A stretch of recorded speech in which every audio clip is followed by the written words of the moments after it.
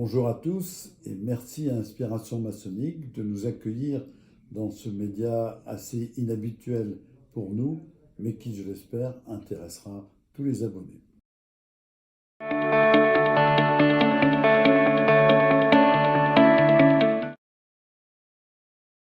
Par mon éducation judéo-chrétienne, par mes études de philosophie et par le souhait de continuer à m'interroger sur le sens de la vie. Alors j'avais la trentaine, j'ai été reporté une fois. Et pourquoi? Parce que je voulais que mon existence ne soit pas que métro, boulot, dodo. Une sorte d'envie d'aller plus loin que la vie de tous les jours, que les ennuis du quotidien, que les préoccupations de la vie à chaque moment. Oui, c'est un parcours classique. J'ai commencé comme apprenti, et puis après j'ai franchi les 3 degrés de la loge symbolique pour devenir maître, et puis prendre quelques fonctions au sein de la loge jusqu'à la diriger comme vénérable maître. Alors on devient grand maître quand, au fur et à mesure qu'on vieillit dans la structure, qu'on avance en âge et en degrés, on finit par prendre des responsabilités qui vous amènent à la direction du congrès, puis à la direction de l'obédience dans des fonctions régaliennes comme grand secrétaire, grand trésorier, grand orateur, et puis enfin comme grand maître. 3 livres ont guidé ma recherche au départ. Celui de Richard Dupuis, La foi maçonnique, celui de Jean Verdun, La réalité maçonnique, celui de Jean Mourgue, euh, La franc-maçonnerie, une sagesse pour l'Occident. Et puis bien entendu les écrits de Michel Barras et d'Alain Pozarnik. Si j'avais à me vanter, je dirais que ça m'a permis de prendre un peu de recul par rapport au quotidien, de ne pas réagir, comme disent les juristes, ab irato, d'ouvrir les yeux sur l'environnement, d'avoir un peu plus de regard sur les autres.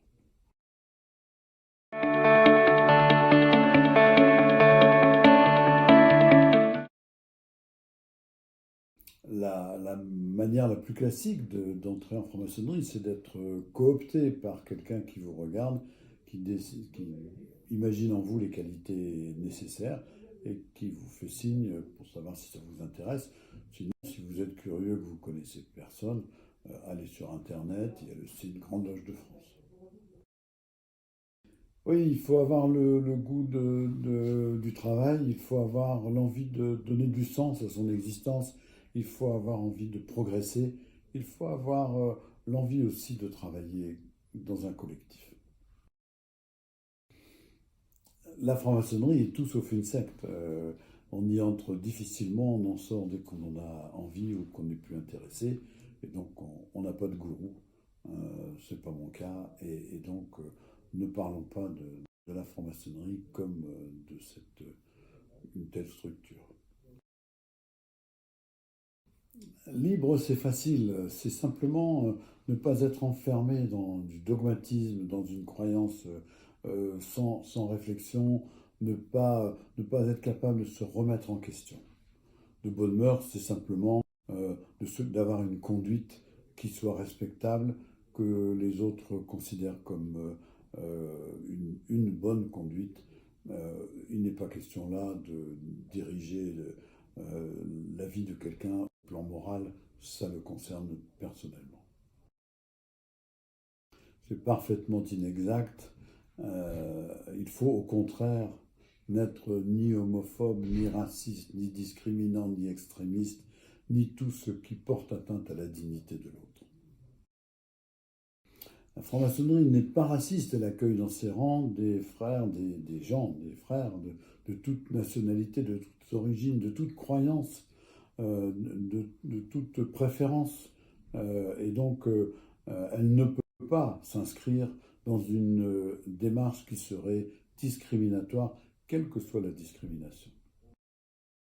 C'est difficile, c'est vrai, parce que nos habitudes, c'est tous les premiers et troisièmes lundis ou deuxième et quatrième jeudi, mais nous essayons de travailler justement à casser un peu ces rythmes-là, de façon à permettre à ceux qui ont des horaires qui ne sont pas des horaires réguliers, de pouvoir choisir la loge dans laquelle ils vont aller et les loges dans lesquelles ils peuvent aller pour poursuivre leur démarche.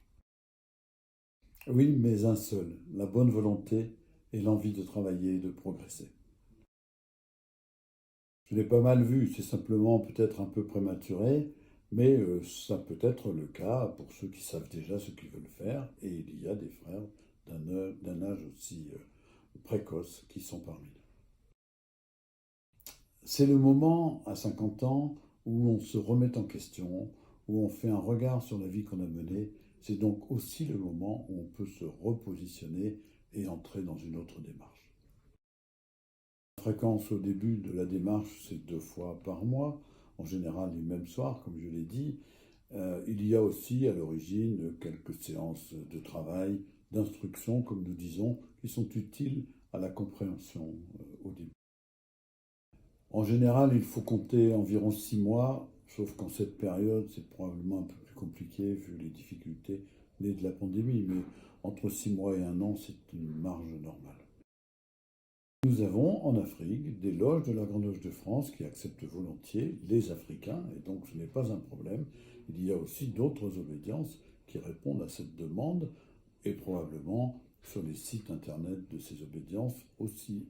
En tout cas, à la Grande Loge de France, il n'y a pas de discrimination entre l'Europe et la France et les autres continents.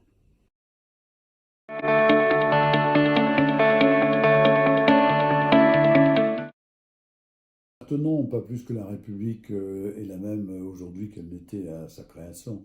Elle a vécu des tribulations et des péripéties, des changements, des dissensions et des fermetures, mais elle est aujourd'hui depuis 1894. La Grande Loge de France est marquée par un triptyque tradition, spiritualité, humanisme. Voilà sa marque de fabrique. Par rapport à d'autres obédiences qui sont plus axées sur les questions de société, qui ne sont pas du tout déistes, voire théistes, qui sont parfois dogmatiques, voilà nos grandes différences. Nous sommes déistes, nous croyons à la transcendance, mais pas à nécessairement à l'existence de Dieu. Nous croyons surtout au progrès et à l'humanisme. La Grande Loge se marquerait par l'idée de l'initiatique, de la nécessaire réflexion symbolique, par la croyance en une transcendance et par son humanisme. Le Grand Orient, pour sa part, est plus sociétal, comme nous disons. Il n'est pas du tout ni théiste ni déiste, et il a plutôt une vocation à s'intéresser aux affaires du siècle et à la politique.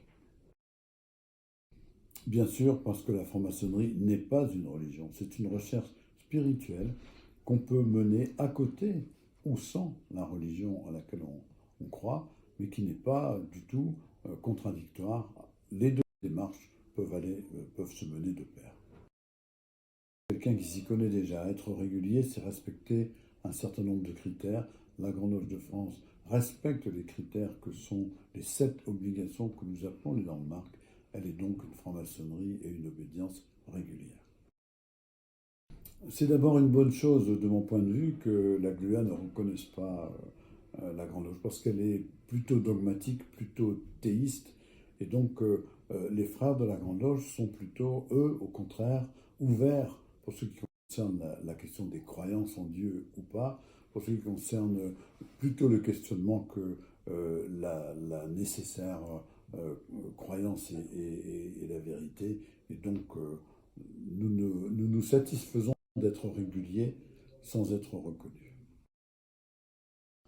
C'est dans les statuts de la Grande Loge de France d'être monorite et de pratiquer le rite écossais ancien et accepté depuis la lettre aux deux hémisphères de 1802 et la création du rite écossais en 1804. Ce n'est pas la seule obédience. Beaucoup d'obédiences, en fait, considèrent que la démarche ne peut pas être faite sur deux voies en même temps, quand elles ne sont pas totalement semblables. Et donc, il vaut mieux s'approfondir dans une seule démarche obédientielle plutôt que de se perdre dans deux, voire trois, qui ne sont pas forcément complètement compatibles. Les femmes sont totalement initiables. D'ailleurs, la première loge féminine est venue, la première loge mixte même, est venue d'une loge de la Grande Loge de France, du PEC et du docteur Martin, qui a initié Maria de Rennes. La Grande Loge de France fonctionne selon des statuts qui, en respectant les 7 landmarks, interdisent la mixité et donc la présence des sœurs dans leurs travaux en loge. La franc-maçonnerie pâtit d'une réputation que lui font en général ses ennemis depuis un certain temps et de façon régulière les marronniers des hebdomadaires. Et donc il est important que le grand public ait une image des francs-maçons qui soit une image réelle et non pas biaisée par de mauvaises interprétations. Le grand débat, la tradition, c'est ce qui nous fonde, ce sont nos textes fondateurs, c'est le corpus philosophique initiatique. La modernité, c'est l'adaptation au mode de faire, à la façon de vivre et aux médias qui sont utilisés aujourd'hui. On n'imagine pas de continuer à voyager sur des voiliers, on n'imagine pas de continuer à transmettre avec le télégraphe de Chappe. Il nous faut donc nous adapter au mode d'action et de transmission de notre temps, mais en restant arrimé à la tradition. Tout d'abord, je leur dirais, respectez les consignes sanitaires que nous ne manquerons pas de vous faire connaître dès que l'autorisation sera donnée par les pouvoirs publics. Ensuite, restez dans les clous de ce que seront les autorisations. Et puis enfin, revenez vite au travail parce que le symbolisme initiatique, le partage, le travail en commun nous manque à tous et nous le ressentons d'autant plus aujourd'hui.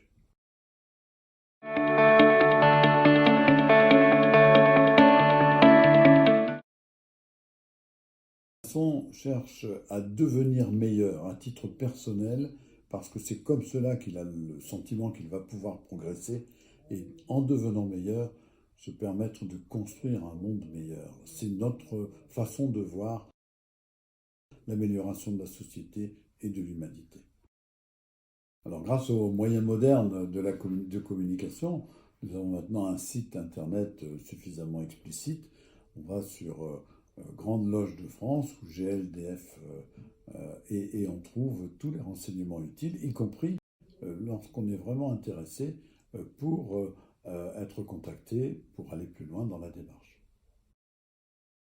La franc-maçonnerie n'est pas une religion. La franc-maçonnerie croit à une puissance supérieure, croit à la transcendance, croit à quelque chose qui dépasse le quotidien et la matérialité. Et donc, il y a d'une part cette démarche spirituelle et d'autre part une démarche de croyance qui est celle de la religion. Et donc, bien entendu, on peut être catholique comme on peut être protestant, bouddhiste ou juif. Tout ça n'est pas incompatible. La Bible est présente dans la loge comme la définition, comme on donnait la définition à un de nos anciens grands maîtres, Richard Dupuy. C'est plutôt l'histoire de l'humanité en marche, en dehors de la croyance en Dieu très précisément. Et donc la Bible est plus là comme le témoignage de l'humanité qu'elle ne l'est comme une croyance obligatoire. D'ailleurs, on n'en est plus à croire au béaba contenu dans la Bible, y compris sur la création de l'humanité. Et elle est présente comme témoignage. Pour autant, dire c'est le volume auquel tout le monde doit adhérer, ce serait contraindre tout le monde à être chrétien, judéo-chrétien, catholique. Or, j'ai dit, ce n'est pas le cas de la Grande Loge de France, qui laisse chacun croire ou ne pas croire comme il l'entend. C'est la définition même de la laïcité. La franc-maçonnerie est un socle philosophique, symbolique, initiatique. Elle a des déclinaisons qui sont propres à chaque esprit, peut-être à chaque forme de pensée. Et donc il y a des obédiences théistes, des obédiences déistes, des obédiences sociétales, des obédiences plus symboliques et initiatiques. Chacun trouve son compte dans la déclinaison que lui offre l'obédience. Non, elle a pour nom le compagnonnage. Je dirais, tout est matière à symbole, et à partir de là, tout est matière à réflexion et à penser. Mais non, puisque la pensée maçonnique, elle est faite de questionnements, elle n'est pas faite de réponses toutes faites, elle n'est pas faite de dogmatisme. République française ou autre, ce fut le cas en tout cas chez nous, ça ne l'est plus aujourd'hui, mais rien n'empêcherait un président de mener cette double démarche maçonnique et républicaine. Eh bien, il existe une procédure disciplinaire qui fait qu'à la première occasion, nous les traduisons et ensuite nous les excluons. Merci pour votre attention. J'espère que ce format inhabituel vous aura intéressé. Pour aller plus loin, vous pouvez vous rendre sur notre site et sur nos réseaux sociaux pour suivre notre actualité. Merci, au revoir.